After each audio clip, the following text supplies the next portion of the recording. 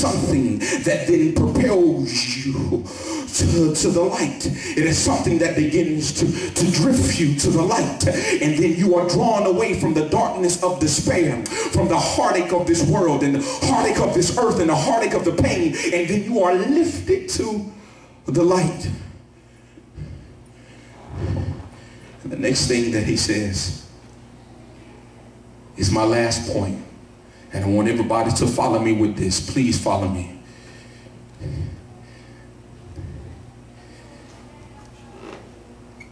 Verse 30. Look at what he says in verse 30. I want everybody to look at chapter 14 and verse 30. My last point, and I'll be out your way. Chapter 14, verse 30. Listen to what Jesus says. But when he saw the wind, now this is Peter.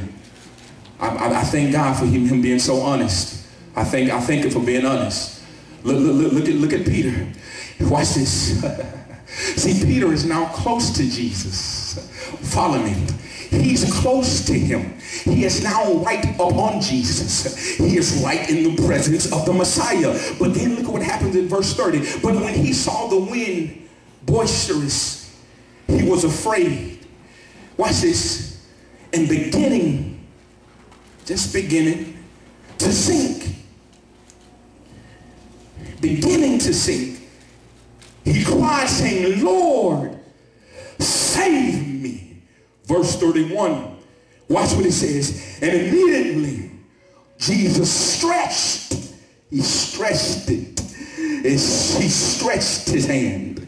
Because sometimes some things that you go through, it seems as if he is so far away from you. It seems as if he is so far from you. But Jesus says that everything you endured was so that you can cry, save me.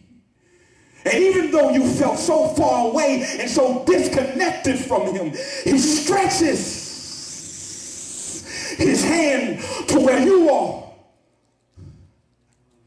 Because sometimes you can be close to him and still begin to sink. You can be the pastor, the bishop, the choir director, the choir member, the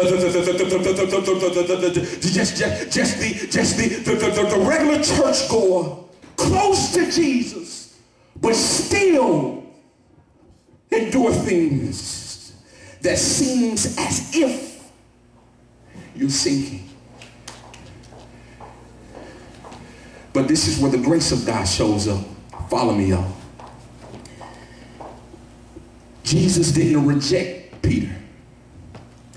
See, we tend to reject people and give up. This is where we can't give up on people in the church.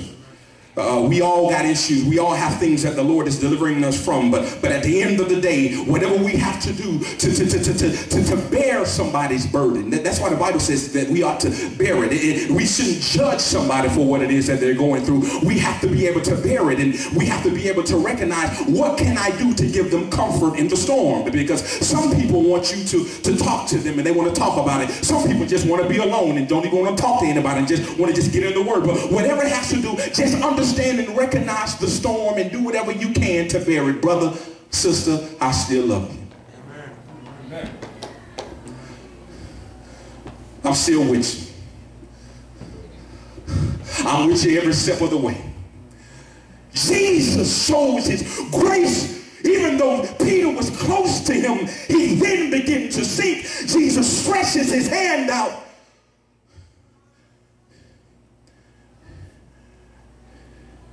Because the grace of God still can deliver you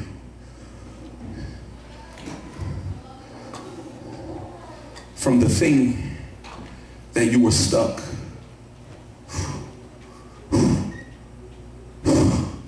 I started the journey, but I got stopped. The grace of God can still pull you out of that place of being held up.